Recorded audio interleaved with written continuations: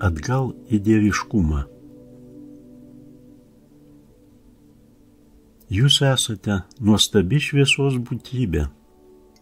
Tik per savo žemiškąją kelionę tai užmiršote. Jūs atpratote deramai vertinti save. Ir atėjo laikas ištaisyti šį paklydimą. Ištisus tūkstantmečius į jūsų sąmonę buvo diegiama mintis, kad Dievas yra kažkur toli, aukštai danguje, ir jūs neverti net pažvelgti į jo pusę. Jūs ieškojate tarpininkų, vedlių kelyje pas Dievą, nesuvokdami, kad patys esate tie vedliai ir jums nereikia jokių tarpininkų. Atėjo laikas atsiverti tiesai. O tiesa tokia. Dievas ne kažkur aukštai virš jūsų, jis jumyse. Kiekviename jūsų yra visos Dievo savybės. Ir todėl jūs esate lygus su juo. Jūs ne jo pavaldiniai, ne jo vergai. Jūs esate vieningi su juo ir lygus jam. Jūsų negalima smerkti ar bausti. Dievas negali smerkti, negali bausti, nes jis yra meilė. Šio pasaulio valdytojai per 1000 metų gąsdino baudžiančiuoju Dievu, kad žmonija liktų paklusni, kad ją slėgtų baimė. Tai buvo įmanoma tol, kol žemė skendėjo tamsoje, kol buvo mažai šviesos. Sunku buvo visiems regėti tiesą, todėl gyvenote paklydime, leidote apgaudinėti save. Bet dabar, jūsų darbų dėka, žemėje atsirado daugiau šviesos. Ir šviesoje jau neįmanoma paslėpti tiesos. O tiesa tokia. Dievas ne tik nebaudžia, jis net nereikalauja iš jūsų tobulumo. Juk vien tik gyvenimas ten, kur dabar esate, materialiuose pasauliuose, jau yra tikras žygdarbis ir milžiniškas nuopelnas. Niekas negali reikalauti tobulumo tokiamis sąlygomis, o tuo labiau bausti. Kiekviena jūsų pastanga priartėti prie dieviškumo, ne tik protu, bet ir širdimi, sukelia visatoje milžinišką reakcijų grandinę. Jūs sukeliate bangą, kuri apima visą žmoniją. Jūs siunčiate galingą transformacijos srautą visoms žmogiškoms esybėms. Ir savo asmenybės gelmėje tai pajunta kiekvienas žmogus. Jūsų sukelta banga artėti prie dieviškumo suvirpina kitų sielas ir širdis ir įkvepia tuo pačiu noru. Artėti prie dieviškumo, atverti dieviškumą savyje. Jūs galite nepažinoti šių žmonių, galite niekada su jais nesusitikti, bet jūsų vaidmuo jų gyvenime, visos žmonijos, visos planetos gyvenime nepaprastai svarbus. Jūs atliekate milžinišką darbą, skatinate šviesos plitimą žemėje, didinate žmonių einančių šviesos kelių skaičių. Jūs galite paprieštarauti, kad tokių šviesos žmonių žemėje mažai.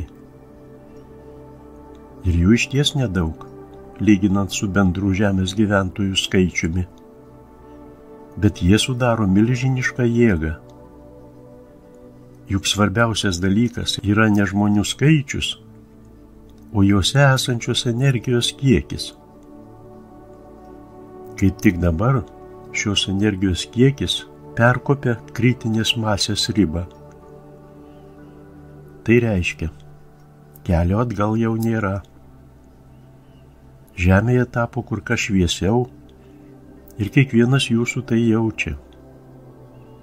Jei jums rodosi, kad atsirado daugiau blogio, tai yra ne taip.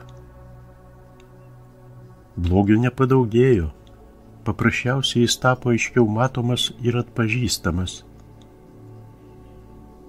Jūs atnešėte šviesą į sutemas, todėl blogis negali slapstytis pakampėse. Dabar kur kas sunkiau prietemoje vykdyti piktus, nedorus darbus, nes pati prietema spėriai tirpsta. Netrukus jį išnyks be pėdsakų. Jūs visada buvote dieviški, bet užmiršote tai. Dabar atėjo susitikimo laikas.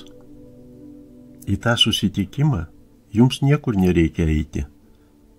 Tereikia paprasčiausiai kreiptis į save, pažvelgti į savo esybės gelmę, į centrą, nubraukti nuo savęs visas apnašas, susidariusias per jūsų vaiduokliškus gyvenimus materialumo akivarę.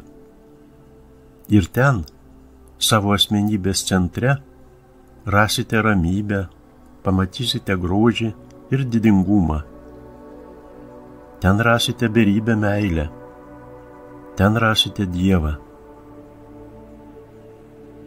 Tai ne vien teorinės žinios, jas reikia taikyti praktikoje. Tai reiškia, tą žinojimą reikia suvokti ne vien protu, bet ir širdimi, kiekviena savo esybės ląstele. Ką matote, kai žvelgiate į save veidrodyje? Gal tik kūną, jau paveiktą pragyventų metų, ir gal netokį gražų, kaip norėtųsi.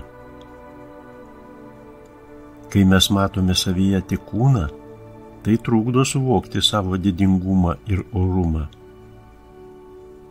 Dvasia mato mus kaip puikią, didingą būtybę, nuaustą iš dieviškos šviesos. Ji regi tikrąją mūsų esmę, o ne laikiną apvalkalą. Įsivaizduokite, kad giliai jūsų viduje yra nuostabi dieviška būtybė, angelas, kuris ir yra jūs, bet kuris gali būti taip giliai, kad jo nesimato. Kreipkitės į savo asmenybės gilumą ir sukalbėkite tokią afirmaciją. Aš nuostabi, didinga šviesos būtybė. Aš Dievo spindulys, atsiųstas į žemę su didinga šviesos misija. Aš ir Dievas esame vienis. Aš esu jo dalelė. Aš žinau savo tikrąją esmę. Aš žinau savo tikrąją vertę. Mano tikroji esmė didinga ir nuostabi. Ji nepriklauso nuo nieko. Dabar aš susigrąžinu visas kūrėjo savybės, kurios būdingos ir man. Aš atgaunu visą man priklausantį didingumą ir vertę. Aš esu šviesa, aš esu meilė. Kiekvieną savo gyvenimo akimirką aš gyvenu Dievo meilėje. Dieviška šviesa gaubia mane ir saugo mane. Aš spinduliuoju šviesą ir meilę. Aš siunčiu šviesą ir meilę savo pačiam ir kiekvienai būtybei visatoje. Kas valandą, kas dieną, iš visų jėgų artinu rojaus atkūrimą žemėje. O dabar atlikime pratimą širdies atvėrimas. Šį pratimą galite atlikti kiekvieną dieną jums patogiu laiku. Įsitaisykite ramioje vietoje, užsimerkite, nukreipkite dėmesį į širdies sritį įsivaizduojamų dėmesio spindulių lengvai ir švelniai nusileiskite į savo esybės gelmę.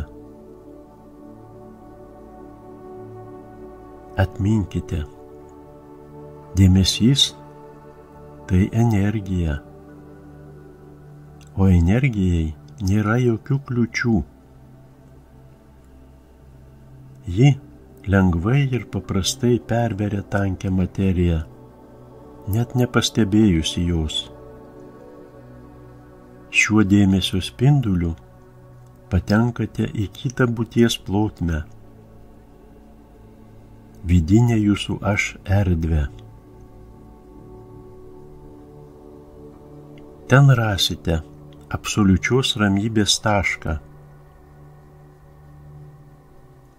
Šis taškas visiškai atribotas nuo to, kas vyksta išoriniame pasaulyje. Mintyse susijunkite su šiuo tašku. Tarkite sau: aš grįžtu į meilę ir šviesą. Pakartokite tai kelis kartus.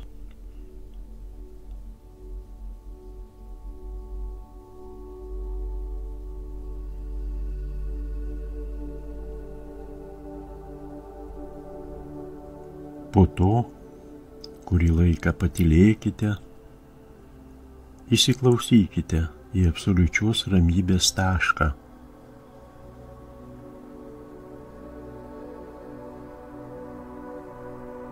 Netrukus pajusite, kad jūs apima ramybė ir susitaikymas.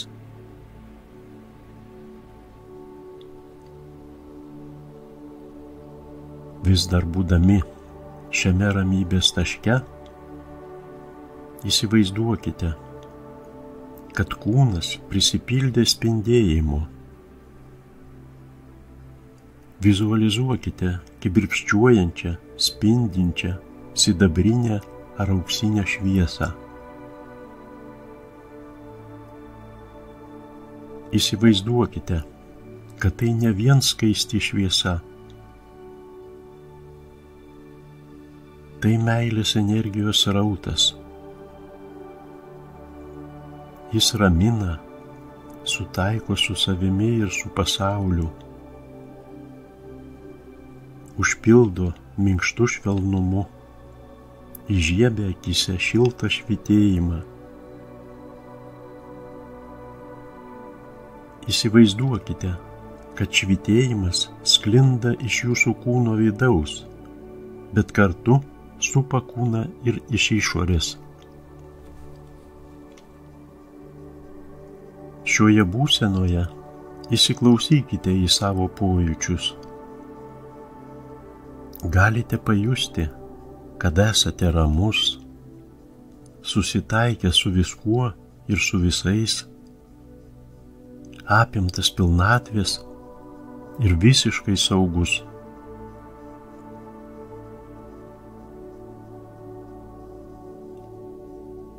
Bet kuriuo metu galite grįžti į šią būseną, net ir tada, kai išorinės aplinkybės kėsintųsi išmušti iš jos.